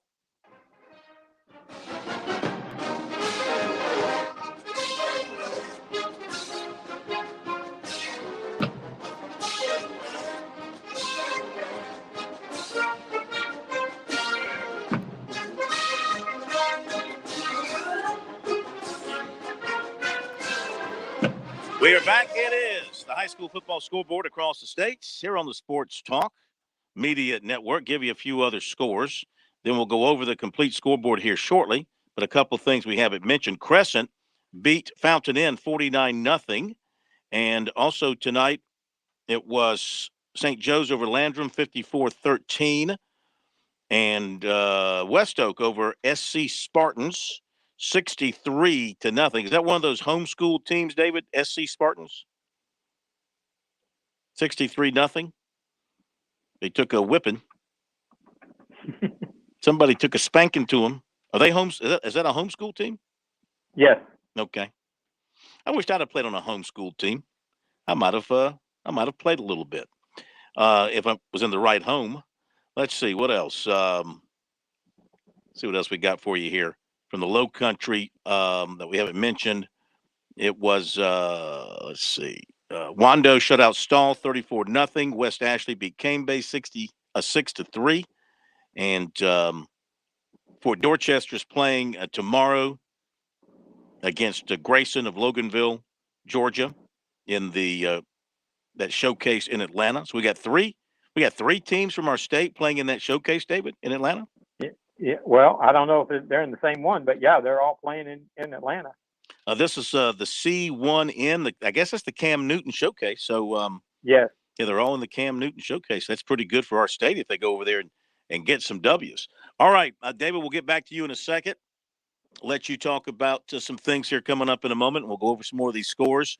But we have going to get a report on the Hartsville Camden game tonight. Hartsville-Camden, that was one of the best games in the state.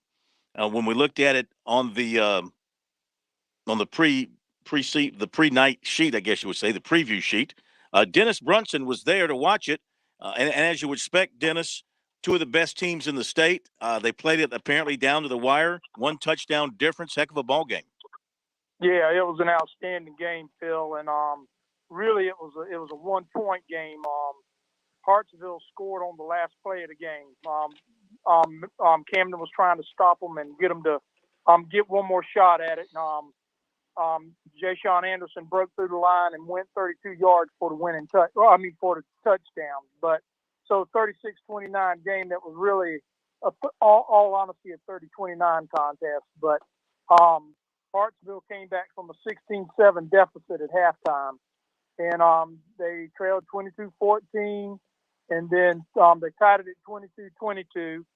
Camden went up 29-22, and then they came back, scored, went to make it 29-28, and Coach Jeff Calabrese had no hesitation, went out for the 2 points, and quarterback McKendry Douglas ran the draw for 2 points, and Camden couldn't get any more points. So they tried to get a first down and they came close, but came up short. So, but just a tremendous game. As I was pulling in the parking lot over on the visitor side at Zemp Stadium, I heard that this was the 100th year since Camden and Hartsville first played football. Wow. The first time they ever played was 1922. And the 93rd meeting overall. So, just a game steeped in tradition and in just two great programs over the years. And they're both, Camden's still going to be right there in the midst of it for lower 3A lower state, getting back to the state championship for a third straight year. And then Hartsville, they're just fun to watch. That's one of the best high school games I've seen in a long time. Both defenses actually played pretty well, in my opinion. But, yeah. But still, one team had over 400 yards total offense, and the other had about 330. But just two good teams going at it. Well, I know when Coach Calabrese has that kind of wing T offense of his clicking, it's tough, and he always has excellent running backs. Jay Sean Anderson is excellent running back. What was the final score you had was what once again on that game? 36-29. 36-29. Okay, I want to make sure I had that right. Yeah, that same thing I've got, 36-29. And so just again, for clarity, at the very end, what happened? Did Hartsville score? Did I understand you? They scored on the last play of the game. There were like 7 seconds left. It was 4th and 1. Camden was out of timeouts. They just used the other two. They'd stopped them on 2nd and 1 and 3rd and 1. And obviously they were just wanting to if they get them down quick, they'll get the ball back with with maybe 2 seconds left, and they can have one more go at it, one more play. But he broke through the line and it was over with. So it ended up being a 7-point margin of victory for Hartsville. But just a tremendous game. Anderson was over 100 yards. Carmelo McDaniel, their other running back, who actually had more yards coming in tonight than Anderson. He had a great game. The quarterback, they ran him 17 times. He ran the ball 15 times in the first 2 games. But they were running the draw, and just the keepers to try to keep Camden's defense honest, and it worked. He finished with 69 yards. So McKendry Douglas had a good ball game, and then Camden and their crew, they had a good game as well. Quarterback Grayson White, the wide receiver Ja Mayrant, and then Cortez Lane and Avery Hickman. They just have a load of talent, and Camden does a good job using it, and as does Hartsville with its players. Sure. They're both just excellent teams. I see them going very deep in their respective playoffs. Dennis from the High School Sports Report, thank you, my friend. Great stuff. And we'll talk to you next week. I know you'll have another tip-top game to be covering, and we'll have you on next week. We really appreciate it. All right, Phil. You have a good evening. Thank you, Dennis. Dennis, longtime reporter in Sumter, now with the High School Sports Report. Appreciate that. David, what about that ball game? Scoring on the last play of the game. I'd like to see that on tape and see what the blocking was. No? Wait, well, yeah, you're totally lost. Okay. Hartsville was winning 30-29. They had the ball. They were running out the clock, and the guy broke a wrong run to make it 36-29 as time expired. Oh, okay. So Hartsville had the win, but they were going to run a play in Camden. I knew you were lost when I knew you were lost. And Camden was going to try to stop them and get one more play. Gotcha. But the guy broke off the long run for the extra. So, like Dennis said, it was really a 1-point game. Right, I got that. Okay. Okay. Yeah. No. I heard the incredulous. What's that word? Incredulous. In your voice, and I was like, he doesn't know what he doesn't know what he's lost. He's lost on this one. All right. But we got you. It's all good. It's all good. That's why I'm here. Trying to fill in some of the scores we don't have and listen at the same time. And I heard him say break a long run touchdown, win the game. And I was just trying to get clear whether they was a tied game or they were one up. I got you. Regardless, great game, two teams, different classes, and you love to see that because I mean Camden can play up and Hartsville can play down, and it'd be a great ball game, and that's what it was. Yeah, I mean, we said this on Sports Talk tonight that I really thought it was going to be a high-scoring, exciting, offensive-type game, and that's what it was. And as Dennis said, you see the yards and you see the points and you go, wow, they neither one of them can play defense. Well, that's not the case. Yeah. These two teams can play defense, but those offenses are really good. Yes, they are. I love the offense that the Hartsville has run everywhere Coach Calabrese has been, whether it was in at West Florence or Hartsville. With that offense, he's been tough to stop. Oh, yeah, and they're able to throw the ball now. They're not really so much in that wing key. It's they do some of it, but they're able to spread it out, and they've got the two really good backs. So I mean, somebody's going to have to stop them somehow. But as I said earlier in the show, when you got West Florence and South Florence and Hartsville all in that same conference, I mean, those legitimately are three of the top 5 or 6 teams in 4A, and they're all in the same region. All right. One of those three is going to probably finish third in the region. All right, hang on, David. It's hard to believe. We'll come back to you. Be right back with more. Score a touchdown with Founders Federal Credit Union. With services like Founders Online and the Founders app, you'll enjoy all the perks of a big bank with local personalized service. Not a member? Joining Founders Federal Credit Union is easy. Visit relaxjoinfounders.com or one of our 37 convenient locations to see if you qualify for membership. Relax with Founders. Terms and conditions apply. Founders Federal Credit Union is federally insured by NCUA. In Columbia, South Carolina, game days are our specialty. Whether you're watching the game from inside the stadium or from the big screen at your favorite local spot, the energy remains the same. Craft the perfect fall Saturday in a city where there is plenty of action on and off the field. From tubing and kayaking to Soda City to rooftop restaurants and plenty barbecue. We're ready when you are. Plan your weekend at experiencecolumbiasc.com. We understand how important it is to have transportation you can rely on. So no matter what the road ahead brings, we'll be there, offering you and your family the support that's made Farm Bureau Insurance a trusted name for nearly 70 years. You deserve more. You deserve a promise. Learn more at scfbins.com. In Irmo, call me, Alex Satterfield, at 803-749-9171.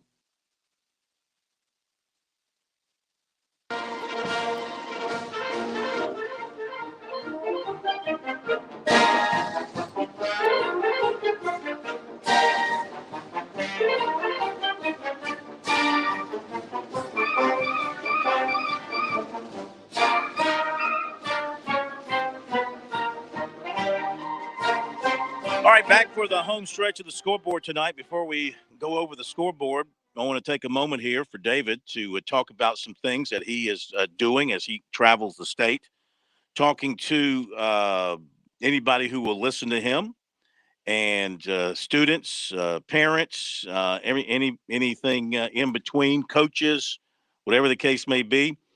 David, your project of getting the message out to people, not being overlooked, and listening in the news this week. Listening in the news, did we lose David? Let's see here. I'm hearing something ringing on the air here, so take something off the air. Yeah. Did we lose David?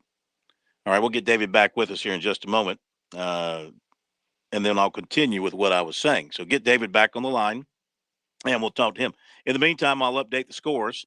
It was Abbeville 28, Southside Christian 14, Belton Honeypath 48, Lawrence 20, Sherryville, North Carolina 21, Blacksburg 20, Spartanburg 34, Broome 3, Burns 56, Greenville 28, Berea 41, Carolina 30, Catawba Ridge 31, Nation Ford 7, Boiling Springs 28, Chapman 27, Walhalla 42, Chesney 30, Holy Innocents of Georgia 40, Christ Church nothing, Crescent 49, Fountain Inn nothing, Dixie 34, Greenwood Christian 6, Dorman 49, Greenwood 14, Eastside 38, Liberty 13, Emerald 49, Ware Shoals 6, Gaffney 14, Hammond 7, Greer 56, Blue Ridge 20, Hillcrest 19, Clover 14, St. Joseph's 54, Landrum 13, Louisville 35, Chesterfield 20,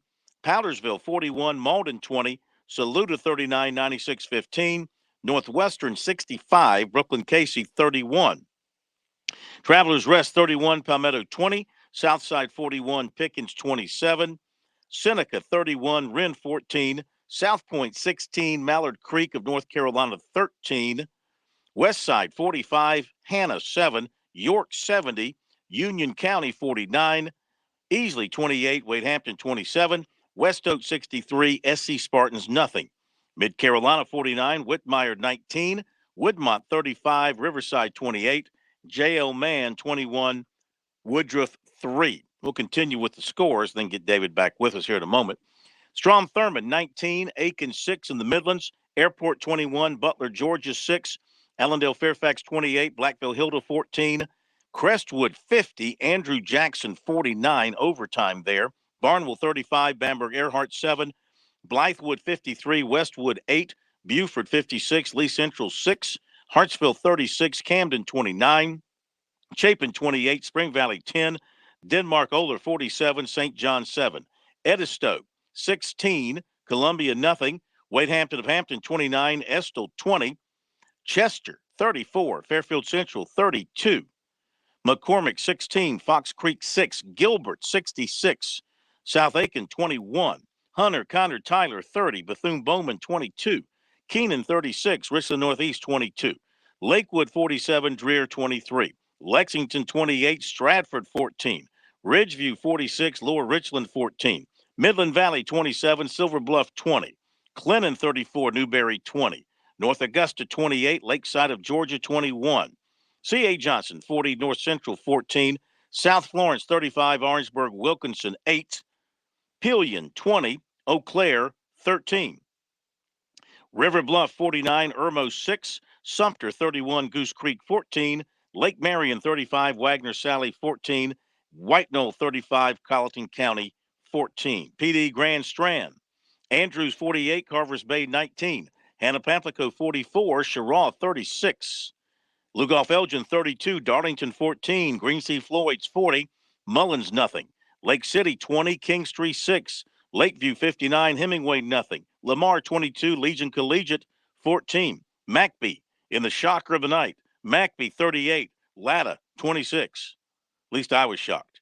Manning 43, East Clarendon nothing, Marion 20, Central 7, Myrtle Beach 37, St. James 21, Marlborough County 27, Scotland County, North Carolina 24, Loris 46, South Columbus, North Carolina 14, Waccamaw 43, Ashley of North Carolina nothing, North Myrtle Beach 42, West Brunswick of North Carolina 26, West Florence 54, Socastee 13, Dillon 42, Wilson 35, Low Country, Ashley Ridge 23, Conway 7, Calhoun County 32, Battery Creek 23, Somerville 38, Berkeley 6, Cane Bay loses to West Ashley 6-3 the winner. Colleton Prep 53, Branchville 22, James Island 53, First Baptist 6, Lucy Beckham 34, Bishop England 7, Baptist Hill 18, North Charleston 14, Oceanside 28, Carolina Forest 24, Philip Simmons 45, Georgetown 15, Wando 34, Stall nothing, Cross 14, Timberland 6, Well Branch 48, and Harleyville Ridgeville. I don't have a score, but I know Well Branch has 48. Oh, there we go. Well Branch 48 and Ridgeland Hardyville 14, Woodland 50, Bluffton 31. Skeeza,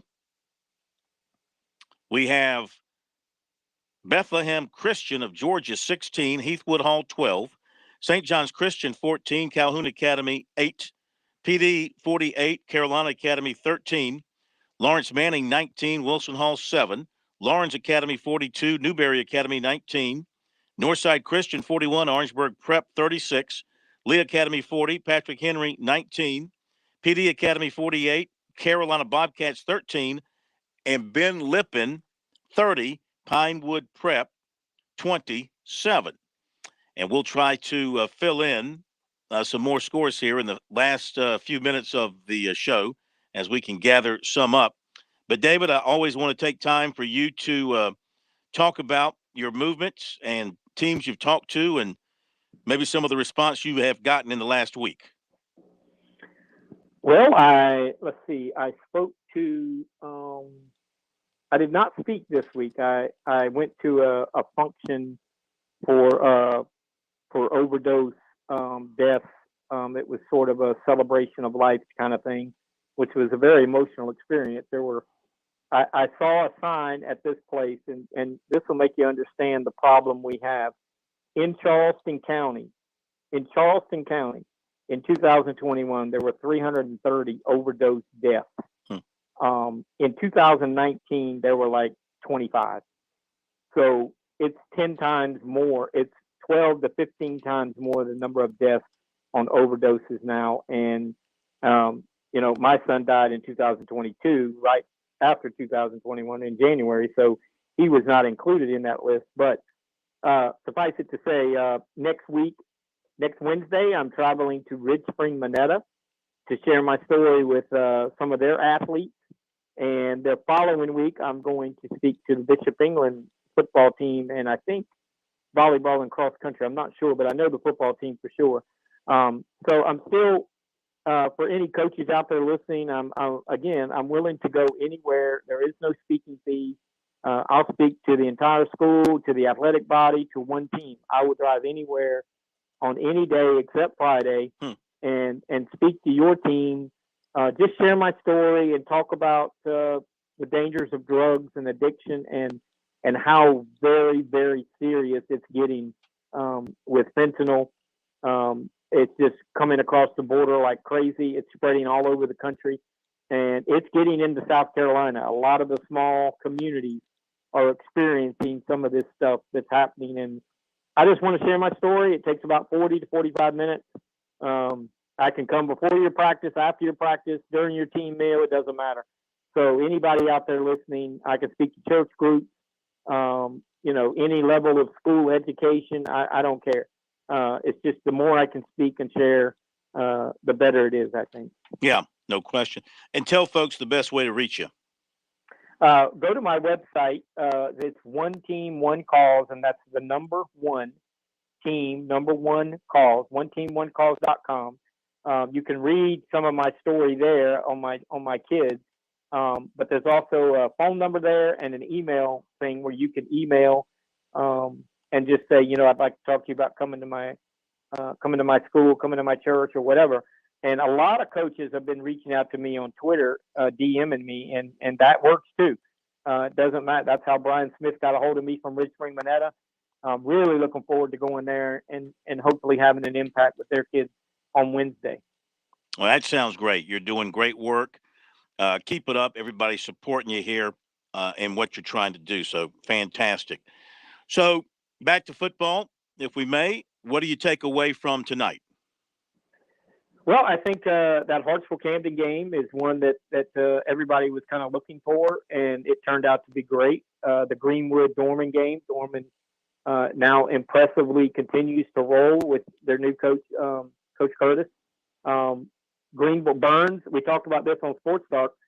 Greenville's just got some problems on defense. Now, granted, they played three really good teams, but they're giving up a lot of yards and a lot of points, and Burns is rolling on offense. And then I think we'd be remiss if we didn't call the West Side over Hannah as one of the upsets of the night. Not only because they won the game, but 45-7. You heard Scott Hurley. Scott Hurley was on, and he was like, "There's no way I would have predicted this." Yeah. So good win for them. It's just kind of getting cranked up now. I'm kind of looking at matchups, here in a couple of weeks. Fort Dorchester is going to go play Gaffney. Dutch Fork is coming to my area next week. They're going to play Stratford. in a road game. So, but the games are starting to mean a little more as we get closer to region time. And that's when we're going to kind of separate the men from the boys. That's always the case. All right, I got a couple of more scores to pass along that I don't think we have mentioned to this point. So let me do that. Batesburg-Leesville, winner over Ridge Spring-Monetta, 28-19. Academic Magnet over Burke, 27-6. If I'm repeating anything, just bear with me. Beaufort 24, Hilton Head 7. Richard Wynn over Wardlaw, 40-20. And with that, we will wrap it up. Manning beat East Clarendon 43-0, if I haven't mentioned that. Woodland over Bluffton 50-31, if I haven't mentioned that, just to be sure. Mid Carolina 49, Whitmire 19. David, thank you, man. Have a great week. Okay, man. Appreciate it. Thank you. JP, great job. John Patrick Barry, great having you with us here. You did a phenomenal job. We'll never bring Pat back again. It's all yours, baby. And thanks to the folks who called in. Thanks to you for listening. Have a great weekend, and we'll see you Monday night on Sports Talk. The only afternoon local talk radio in Columbia is the Afternoon Drive with Kev. It's all about you. It's your phone.